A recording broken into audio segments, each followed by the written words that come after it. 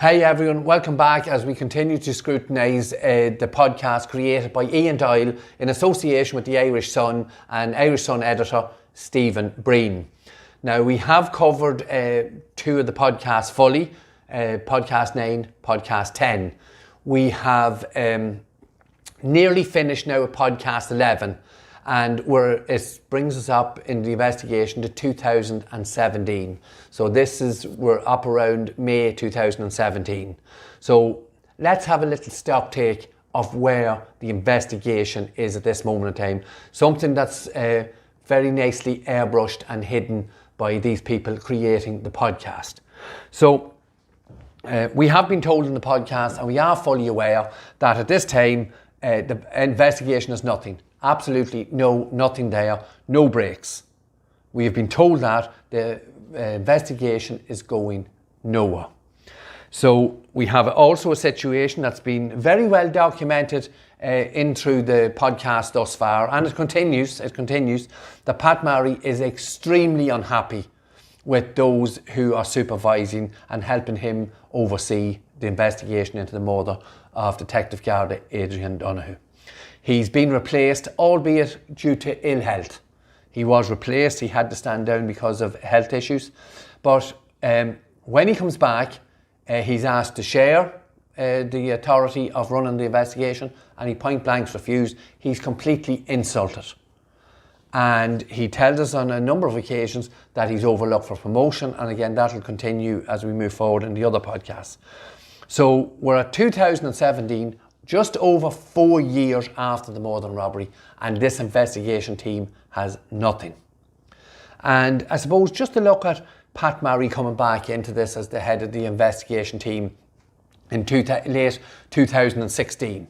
He tells us that the man who took over from, whether it be Brian Mohan, Beggy, Mangan, whoever was running the investigation in those 3 years, had done nothing. And that is where the investigation was. I know I'm repeating myself, but it's vitally important to understand this. And the man that was over the team for 3 years had got nowhere, no breaks, no breakthroughs, nothing to show for 3 years' work. What does Garda Síochána do with him? They promote him. According to Pat Murray, he gets promoted, and that leaves a little space that there's no one else for. There's no one else in the Irish on Garda Síochána, from NCBI, through all the different ranks. There's no one else. They have to bring back someone they obviously don't like, and he most certainly, Pat Murray, totally dislikes them, the people in authority. So this is where the case is at the end of 2016, and another 6 months has passed and we're still at the same place. So that's where we are at the moment. And the only breakthrough at this moment in time is Pat Murray and Bobby Ogle, Detective Ogle, have met a gentleman in New York who has given a story in a statement that at the best of times is totally unbelievable. But when you know a little bit about the gentleman and about a story, we know it is a complete fabrication, a complete tissue of lies. And all of a sudden, Pat Murray eulogises in the podcast, as does Ian Doyle, about this breakthrough, and things were moving forward. So that's where we are.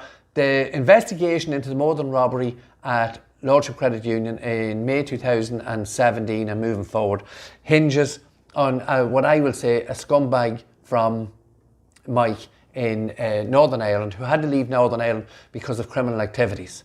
Now, to all intents and purposes, Christopher, nice enough fella, he's funny, works in a bar, good chap. But this is what he done. There's no getting away from what Christopher done. There's no escaping it. And the reasons why he done it. So what we're going to do now is we're going to have another look at Pat Murray. He's going to mention a little bit about the poster he created and the great work he done doing that. So we'll just have a little look at that now, okay? For your safety and comfort, please stow your hand baggage in the overhead bins above your seat. Your handbag and personal belongings. After a successful few days stateside, Pat and his colleague flew home from JFK International. he couldn't stop thinking about his witness's comment that there were more people out there who Brady had spoken to. So when I was going on the plane back to Ireland, I was talking to Bobby. I said, Bobby, I know what I'm going to do. I'm going to break this now, and I know what I'm going to do. And he says, what? I says, I'm going to do a poster campaign. Bobby initially laughed, but Pat was deadly serious. He knew there were more people out there with info on the murder. This was always going to be a case built around circumstantial evidence, and every statement they collected would make a huge difference when it came to prosecution. And I came back and drew up a poster with two of my superb detectives there, Sergeant Kieran Clancy, Detective Kieran Clancy, who's the incident room manager, and the incident room coordinator, James Doherty. And we drew up a poster that we could put around the Katona area and the Bronx and that to see could we generate someone with interest that could ring us with information. And that's exactly what we did. Pat had one more trick up his sleeve. I knew that one of the TDs in Dundalk there, he's a Fine Gael TD, his brother owned the Central newspaper in New York. They distribute 3 million newspapers a week to the Irish diaspora over there. And I thought, gee, what an opportunity. He rang Fergus O'Dowd, the Dundalk-based TD, looking for his brother Niall's telephone number. A call was set up between Pat and the newspaper publisher. I rang his brother and he says, you do up an article and give us a copy of your poster and we'll put it on the front page. And I said, that's grand. Now that was massive. So I went ahead and done this. I went and got the posters printed myself at my own money, and I got Homeland Security to distribute these posters, which they said they would.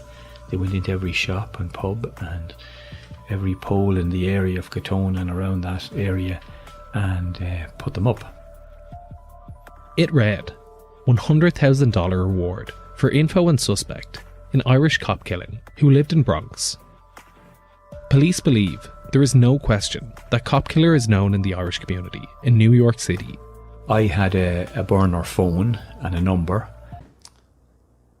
So we've heard Pat Murray there tell us how the idea for the poster came to him, how the poster was drawn up and then distributed via with the aid of Homeland Security in the Irish diaspora areas of New York, the Bronx, Woodlawns, Katona Avenue, all those areas. And that's fine, excellent idea and good way to get requests for information out. But in the previous video I done in direct relation to the poster and Pat Murray and how it was done, we have to look at the wording on the poster and some of Pat Murray's interview. And you hear it there very, very clearly. And surely people like Ian Doyle and Stephen Breen can understand why Pat Murray was reprimanded by the authorities in America for the wording used in the poster and in the articles, but more importantly in the articles and the way that was done. And the examples are what Stephen Breen said there. There is no question the cop killer is known to those people that live in the Irish areas in New York. That was part of Pat Murray's interview and part of what he said in his statement. And if we look at the poster, I'll bring this up again. The bigger rating there you can see clearly, 100,000 reward for info on suspect in Irish cop killing who lived in the Bronx. So the suspect lived in the Bronx, that's fine. We can understand that. But what was tagged on the top of all these, each paper, each sheet of paper and each page was, if you look at the top, 100,000 reward for info on Irish cop killer in the Bronx. And that came from the irishcentral.com. Like, there has to be some interest in fairness and injustice.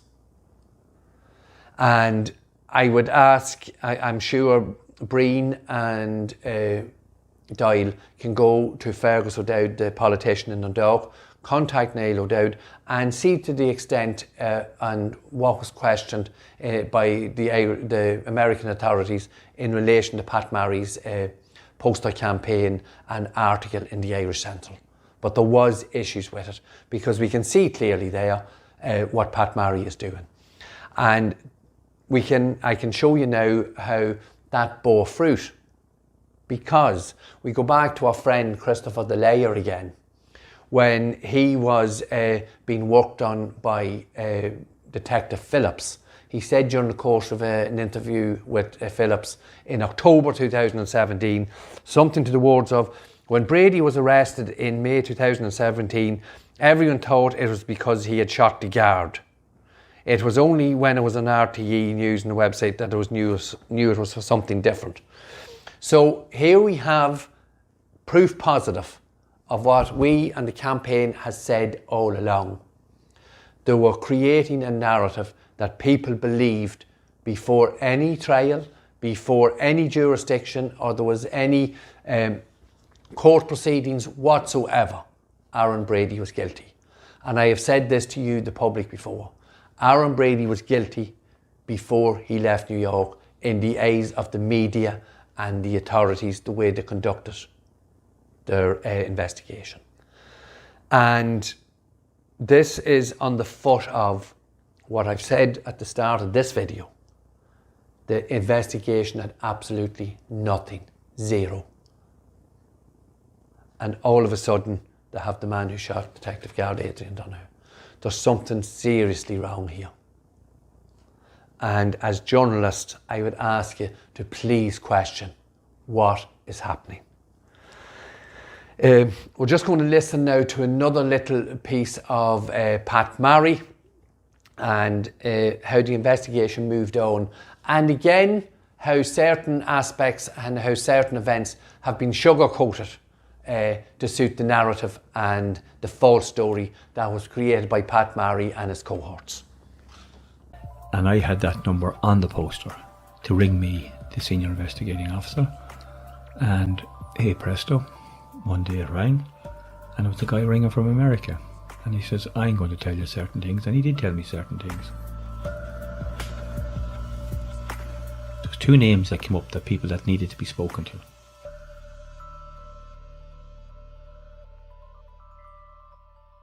Things were beginning to come together, and he was hopeful. They were closing in on Brady. Two of the suspects were in Boston, and I looked to have a conference with the district attorney in Boston, and I got that, and I gave a PowerPoint presentation to him and his team about the murder of Adrian Donoghue and about the suspects living in the jurisdiction of Boston. And Pat Marry there again with a quite innocuous little clip, but again a lot of information on it. We're told that the net was closing in on Brady. And I have to repeat again, at that point in time, there was absolutely no evidence whatsoever that Aaron Brady had anything to do with the murder and robbery at Lordship Credit Union.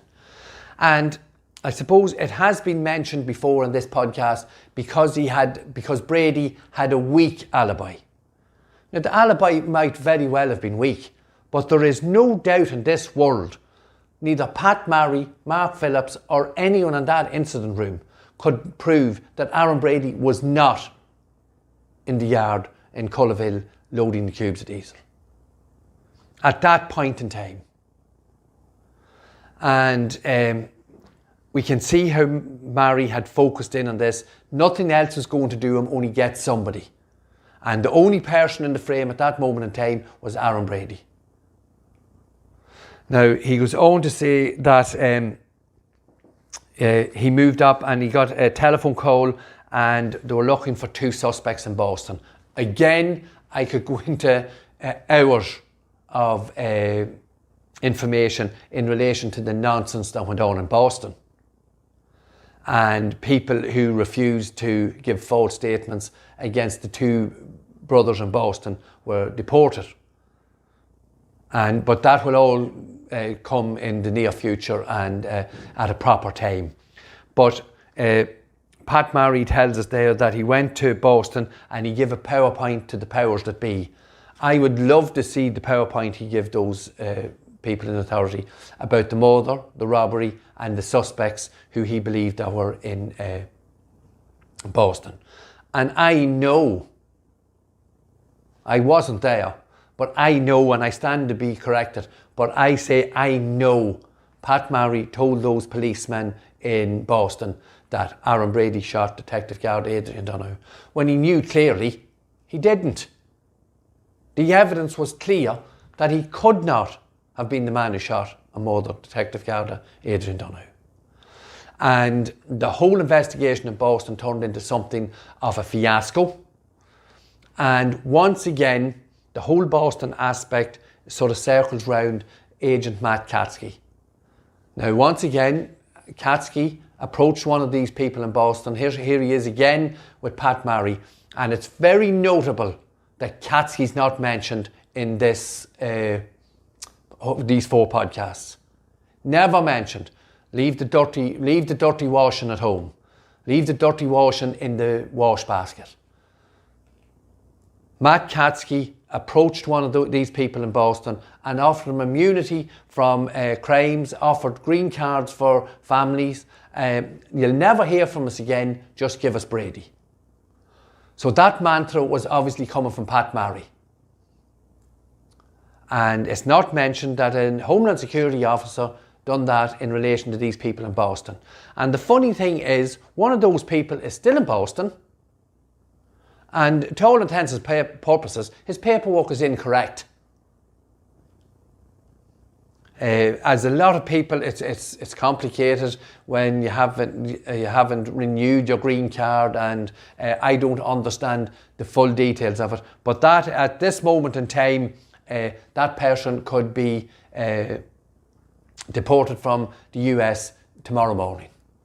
But then again, I'm not sure if the authorities in Boston know, but I hope if some of the authorities and Matt Katsky is watching, we know that that person who's now in Boston, it's impossible. He could not have been in the car park at Lordship Credit Union. CCTV footage and testimony shows it clearly. So that's where we are with another little bit. It only gives a little bit of information, but when we delve down into this attempt to create a story and a backdrop to a false narrative, all these little things do become important. So we're just going to look at one more little piece now in this segment, and it involves the first interaction with the next witness, Molly Staunton. So we'll have a quick look at that now.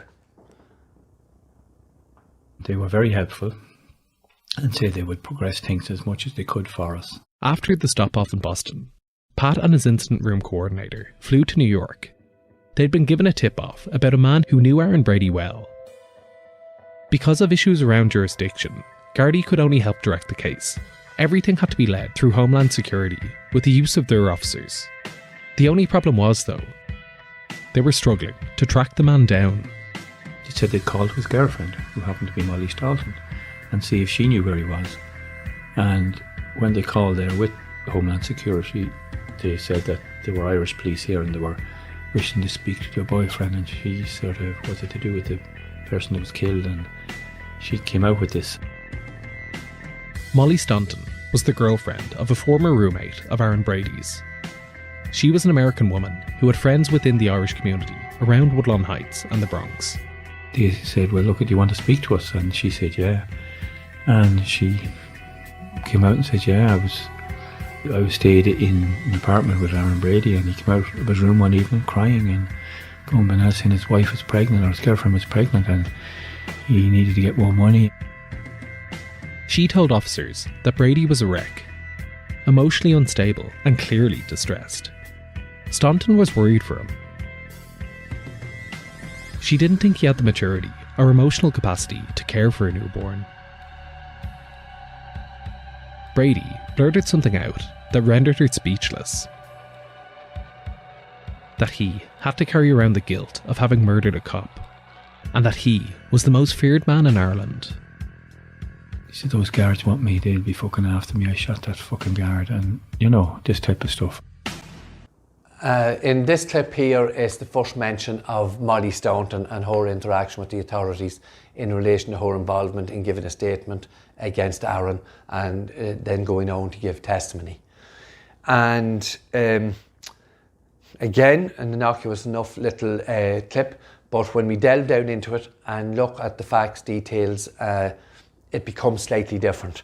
Now, Pat Marry there says, or Ian Doyle says, that they were looking for Molly's girlfriend Thomas, who shared an apartment with Aaron on 28 First Street. And they said that they couldn't find Thomas.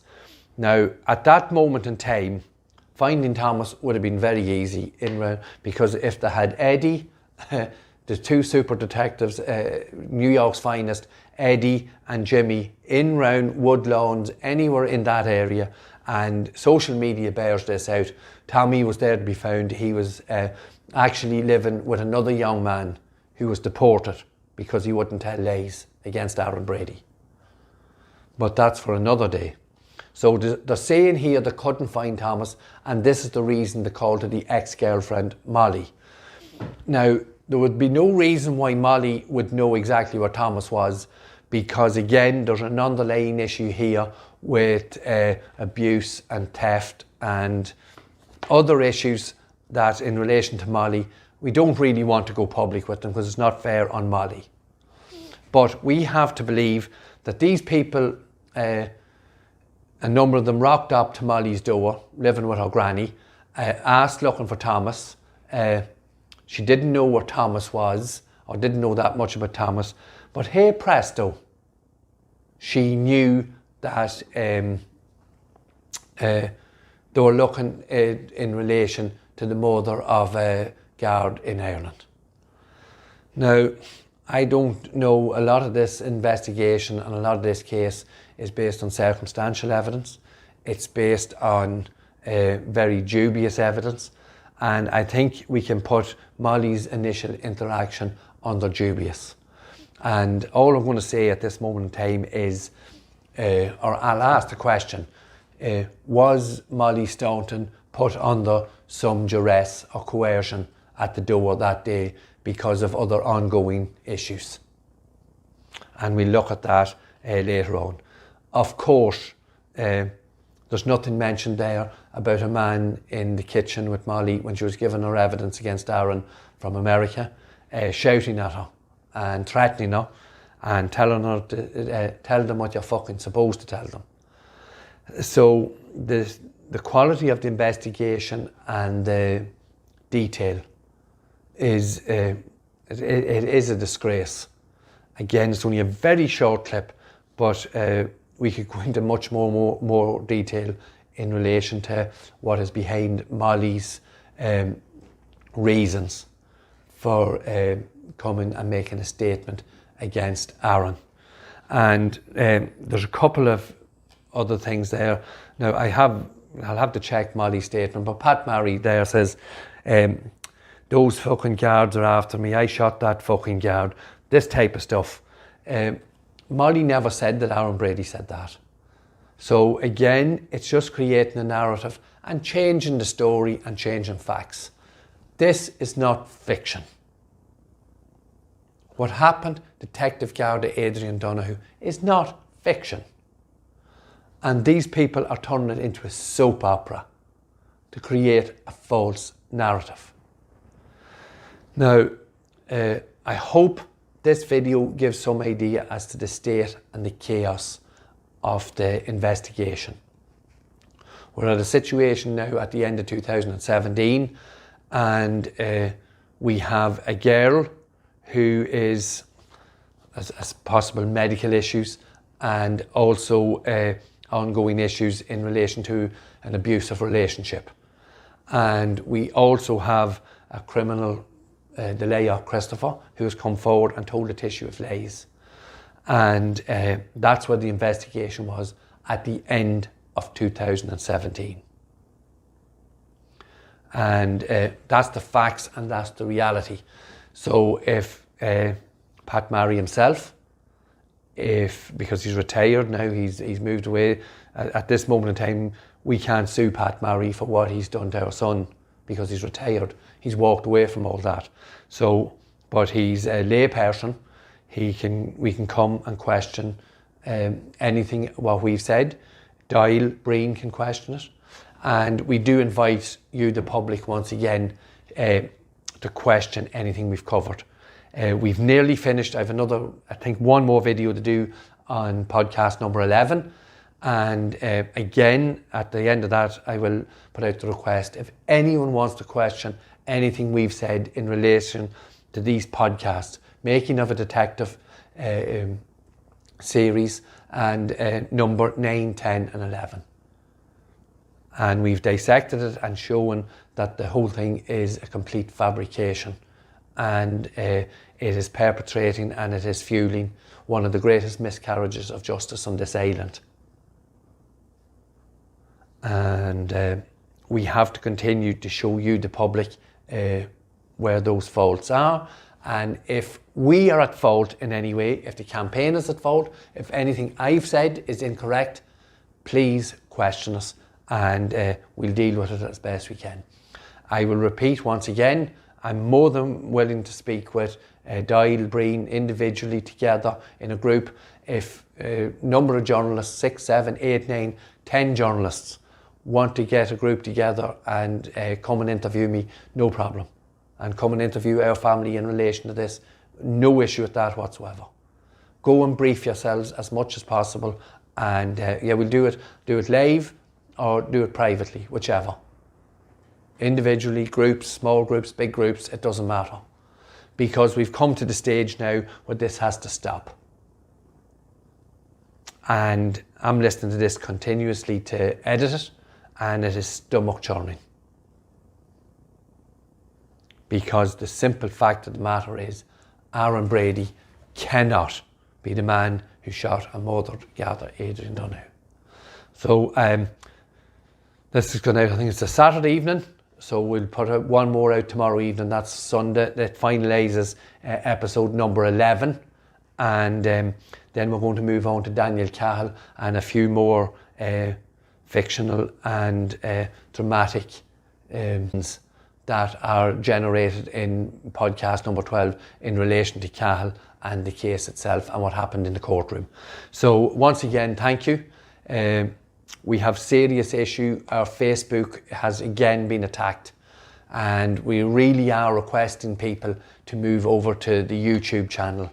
And hopefully, if you can, please, if you see it, we can only post onto Aaron's pages at the moment.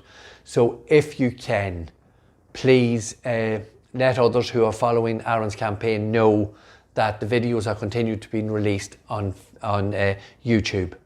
And again, we'll put the link, well, the link is here, you're watching it, you have the link. And thank you for that, and please continue to subscribe and like, comment and share, and we'll talk to you tomorrow evening at the next video. Thank you.